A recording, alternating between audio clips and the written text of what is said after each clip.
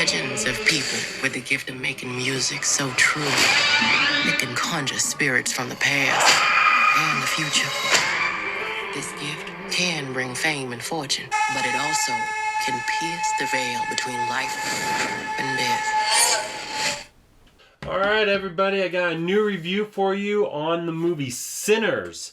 If you haven't got a chance out to see it yet, you might want to. I know a lot of people are at this point, and hey, who wants to be left behind, right? This is an interesting one. I think I got a lot to say on this.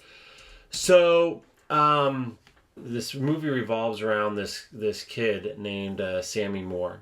And listen, guys, I'm going to tell you up front, spoiler alert for this film, pretty heavily into this one.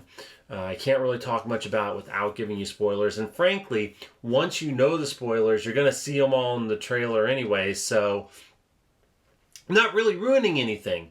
They're there.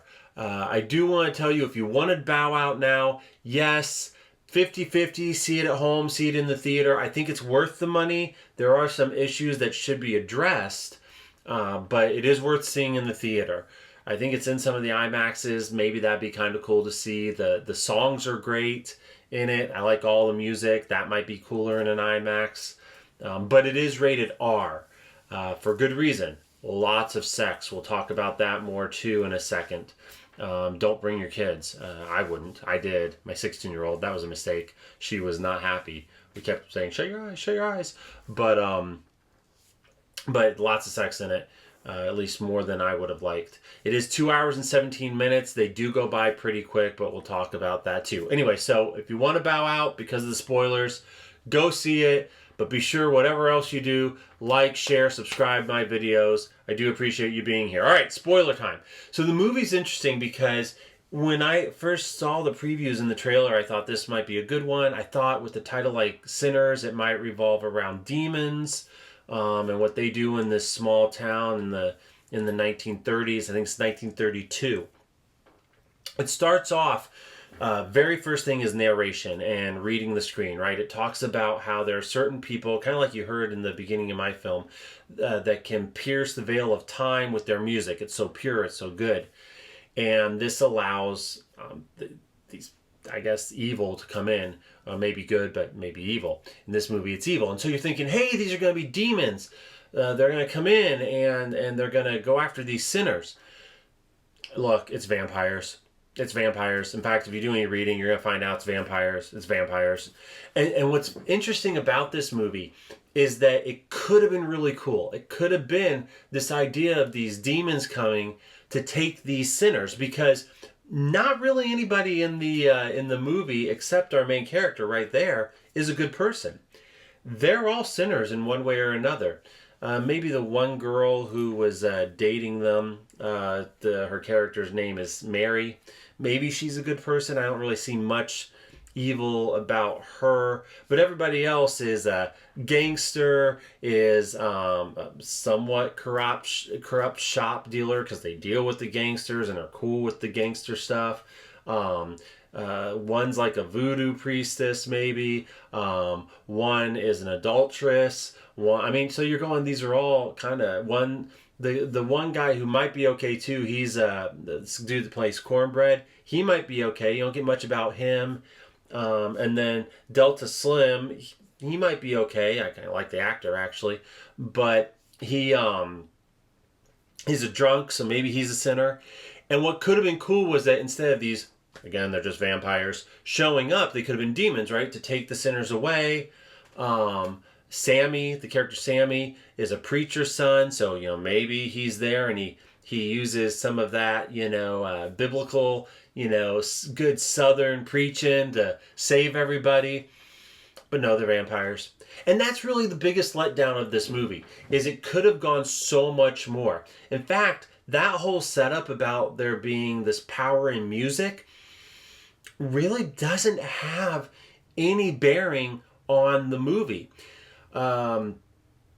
Remick, who is like this old Irish vampire who shows up, he brings up this idea that maybe he's there because he wants to have connection to the people that he's left behind through the power of this music. but that's not even developed enough to really make it worthwhile. So, why did I actually like this movie? It sounds like I'm ripping on it a lot. Well, first off, it's have you seen have you seen From Dusk Till Dawn? This is From Dusk Till Dawn, set in the 1930s, for African Americans, for black folk, I guess. That's what it is. It sets it up where you're getting this really cool story about these two brothers that went off to war, to World War One. They're twins. They come back, go up into Chicago, but they got out of this life where they were basically still on the plantation. In Chicago, they start working for the Italians and the Irish, the Italians and the Irish, because they've got Irish beer they bring back and Italian wine. They're very proud about this. They bring it down to the South. They're going to start up a club, they call it the Juke. And they get all these colorful characters to come to couple blues player. Sammy is the main one, but then Delta Slim is a blues player. They get a singer who just kind of shows up. They have the Chows show up, and they've got the food. They get Cornbread as a bouncer. They have Annie as a cook. I mean, this could be a really cool story about the mob coming down, right, to stop them, to take revenge for the theft of their goods. It could be a story about the Ku Klux Klan, because they're in this, right? They show up very early. You find out later that's who they are, although there's not much secret. It's very clear who these guys are when they first appear, or at least the one, and then later on a couple more. So this could have been a very cool story on its face without the vampires, or any of the other supernatural elements that kind of came into it later. But just like in From Dusk Till Dawn, you're getting into this story, and then all of a sudden, boom, vampires, and you're going, okay, I was here really because I saw that interesting premise of this supernatural, but I kind of got into this other story, and had they developed the other story, it could have been a movie on its own. In fact, with all the elements to it, it could have been a really cool series. Like, bring it to HBO or something, and I'd watch it. And I don't even really like mob gang movies, right? They're bringing elements of the money that's used on these, like the corporate money that you have to use in the stores there. Is it as good as $1? Of course it's not. But, people living under that oppression, trying to get out of it. Making a name for themselves in the deep South in this time frame. So then the other thing is too, after we bring in these vampires, and they have their own sets of rules, a lot of them that you've seen before: garlic, holy water, stake through the heart, not being rendered powerless if they come into your house if you invite them. Actually, they sit really hard on the idea that unless you invite them, they can't even come in. So. And you see that in some of the other movies. Other ones are rendered powerless. But okay, fine. They have the standard vampire rules. There are elements of comedy. I don't know if it was intentional or not. Cornbread, when he shows up as a vampire, pretty darn funny. I liked that part. But then there is a lot of sex. And I get that whenever you have a movie with vampires. And that whole sexy element of vampires, it's not unheard of, but I was not ready for it. Some of it's, you don't really see much nudity, although when Cornbread goes out to pee, you see him. You see it's full on male nudity. Well, not full on, but it's male nudity, which is not very common in film in general. But everything else is so. If not highly alluded to. I mean, you don't see the body parts necessarily, but you see the sexual act. In fact, it's funny because then one of the characters comes back at the end of the movie, at least you see her, and she's breastfeeding. They don't show anything there. It's like the one natural act of breastfeeding, they're hiding that. But okay, anyway, so don't bring the kids. If that bothers you, it bothers us. We didn't need that. The violent nature of all. I mean, it's violent. It's a vampire movie. Interesting thing about this one too is after the vampires are done, they kind of go back to the initial story, right? Like, so we're From Dusk Till Dawn hits that okay, vampires are over, and you have maybe at tops 5 minutes of the drug dealer showing up and the paying to go to Del Rey and all that, and it's over. This one actually kind of goes back into story mode pretty hard. All of a sudden, you're back into this gang and old soldier and the Ku Klux Klan world, and you kind of like, you could have cut out the whole vampires section and wouldn't have even noticed it because the story keeps going. Really is two stories in one. At the end of the movie, there are two stingers. One mid-credit one, which is really the big stinger that you want to see. I'm not going to ruin the stinger for you. I will say it's worth staying and watching. It kind of caps the movie pretty well and lets you know a little bit more about what's going on.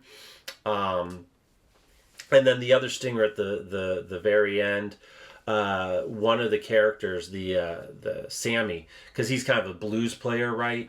He sings. You see him singing a song at the end that is disconnected from the movie. You just basically, he's back in his dad's church singing a song. It could have been 10 years. Well, not 10 years because he's young. It could have been a year before the events of this movie. Who knows when it happened, but it's nice. The music, like I said, is good.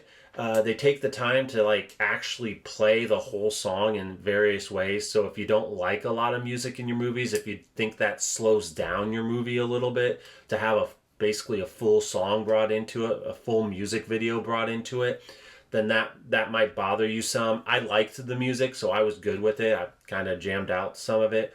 The one part you keep seeing in the trailer here, scrolling, where it looks like, okay, that's one right there where they're dancing around. That's one of the spots. The other one is where you see the place on fire right there. And they're singing, that's the other real big music set piece. That's where he's basically conjuring spirits, I guess. I would say some people might have troubles with, the whole, the white people or the vampires that show up. They're the bad guys against the black people. If you want to make that an issue, I think you're really stretching to have issues with it. Ku Klux Klan showing up and being bad guys. Yeah, guess what? Ku Klux Klan was bad guys. That's the way of it. I did see one review or not review, but write up on, I think it was on the Rotten Tomato thing. And it said, or maybe it was in Wikipedia, it doesn't matter. But they said, Mary, who can pass as white. That, again, whoever wrote that is really stretching. She's white, all right? Get over it. I think she's like, her grandfather, I think she says, is a quarter black. Look, you're reading, you're trying to make an issue where an issue isn't there. Enjoy the movie for what it is. Understand it's in 1932 South. There's going to be racial elements, but it is part of the story. It doesn't detract from the story, and if you want it to, that's on you. 98% fresh, 97% tomato meter. Maybe that's legit. I think they're a little high personally. I'd put it, maybe in the 80s because of some of the problems I talked about first, because there was such a good movie that could have been chiseled out of this. There was a great movie that could have been chiseled out of this really good movie. So I'd lower that score a little bit. But yeah, not much more else to say. I would recommend. See, dude's built. I mean, look at him with that Tommy gun. That's why all the women want to go see it. Because Michael B. Jordan's built. But end result is I would go see it. Yes, I'm hesitant to say it, but go see it in the theater. If you want a good time, if you want something to watch in the theater, this is as good as any. I would say spend your money on it. It's worth it. Otherwise, if you catch it at home, but send the kids upstairs. You don't necessarily want them to see all of it. That's what I have for you today. Go see Sinners. I am going to start putting the runtime and the rating for the movies in my reviews. I think it's important to have. And hey, everybody, see you at the movies.